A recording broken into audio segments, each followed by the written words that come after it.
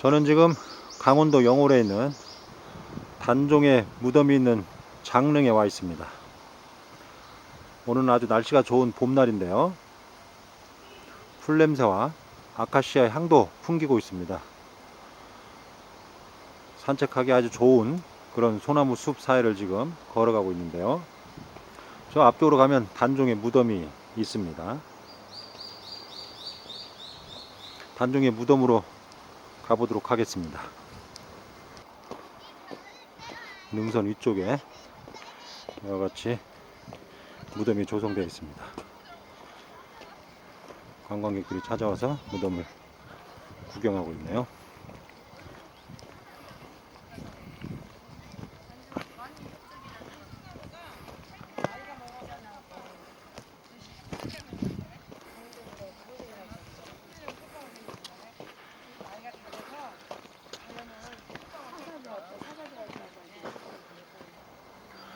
지금 보시는 무덤이 강원도 영월에 있는 단종의 무덤입니다. 원래 이곳은 영월 엄씨의 선산이었다고 합니다. 그런데 현재 그 선산 자리에 단종의 무덤이 위치를 하고 있습니다. 단종의 무덤을 장릉이라고 하는데요. 이 단종은 조선 제6대 임금이었습니다. 1452년에 왕으로 등극해서 1455년까지 왕을 아주 짧은 기간 했었죠. 바로 세조에게 왕위를 물려줄 수밖에 없었던 그런 인물이었습니다. 이 단종은 왕으로 폐위된 다음에 1457년 6월 21일 상왕에서 노상군으로 강봉되었다고 합니다. 이제 왕도 아니고 군이 되은 거죠. 그리고 그 다음날 바로 이곳 강원도 영월 청령포로 유배가 되었다고 합니다. 그래서 이 영월에서 살았습니다. 이 청령포에서 유배돼서 살다가 한 2개월 정도 지나서 큰 홍수가 났는데요. 그 홍수로 인해서 청령포에서 잠시 나와서 영월 읍내에 있는 관풍원에 잠시 기거하기도 했던 걸로 이렇게 알려져 있습니다. 그리고 나서 평온하게 계속 이곳에 살았으면 문제가 없었는데요. 1457년 바로 6번째 삼촌이었던 금성대군이 단종 복위운동을 일으킵니다. 경상북도 순흥에 머물러 있었던 걸로 이렇게 알려져 있습니다. 그 일이 발각이 되자 바로 이 단종 노상군은 해서인이 되었고요. 그해 10월 24일 사사되고 맙니다.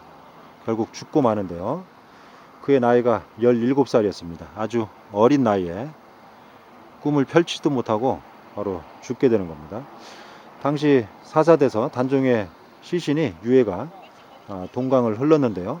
당시 이 영월의 호장이었던 엄흥도라는 인물이 옳은 일을 하다가 화를 입는 것은 달게 받겠다 이렇게 이야기를 하면서 바로 충정으로 단종의 옥체를 수습해서 영월엄씨의 선산이었던 이곳에 밀장을 한 걸로 이렇게 알려져 있습니다. 아무도 모르게 무덤을 만든 거죠.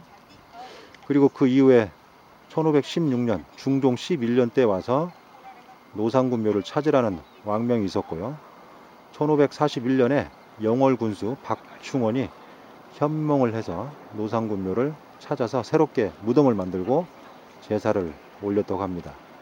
그리고 조선 숙종 24년인 1698년에 추복을 해서 묘호를 단종 그리고 능호를 장릉이라고 했답니다. 단종이 죽은 지 241년 만에 왕실의 법도에 따라서 현재와 같이 무덤을 만들었다고 합니다. 그래서 그때 당시 만들어진 무덤이 현재까지 전해지고 있습니다.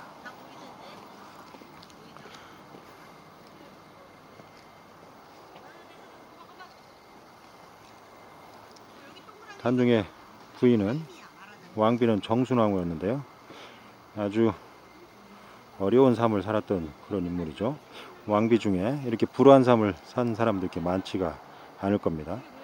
정순왕후는 1551년에 82세의 나이로 세상을 떠났습니다. 그러자 소생이 없자 단종의 누이였던 경혜옹주가 경기도 양주군에 오늘날 남양주인데요. 거기에 무덤을 만들어줬고요.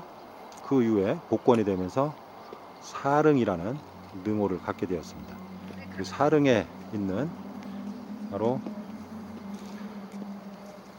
소나무를 이곳으로 옮겨와서 이 소나무 이름을 현재 정령송이라고 하고 있습니다. 1999년에 옮겨와서 심은 걸로 이렇게 기록이 되어 있는데요. 아마 단종과 그의 정수나무가 함께 하라는 그런 의미로 이 소나무를 옮겨온 걸로 보입니다.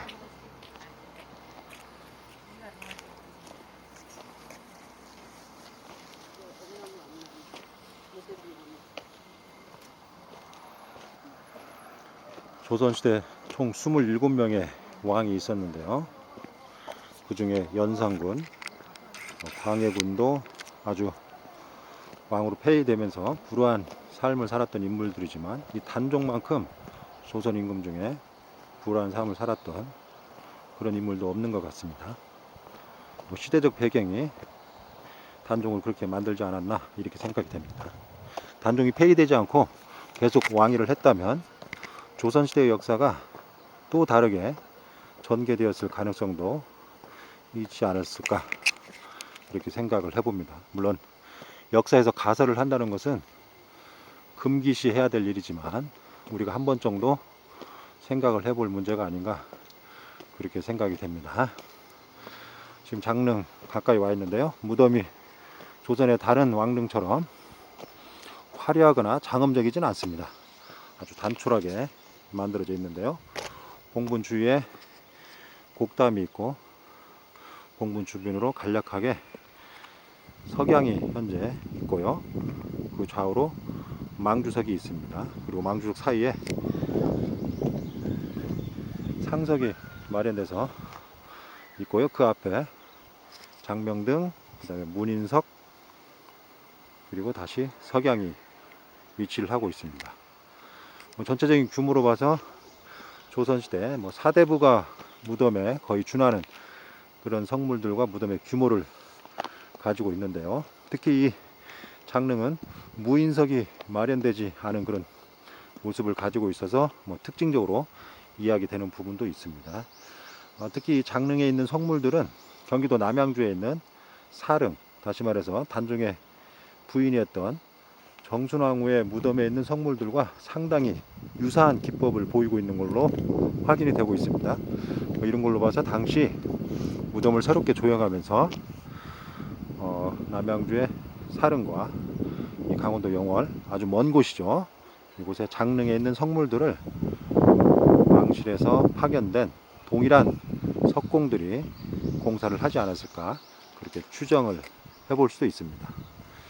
어쨌든 조선시대 왕실의 무덤 중에 이렇게 멀리 능이 있는 곳은 거의 없습니다. 왜냐하면 조선시대 수도가 한양이었기 때문에 수도에서, 다시 말해서 궁궐에서 하루에 갔다 올 수 있는 거리 안에 왕릉의 위치를 정하였죠.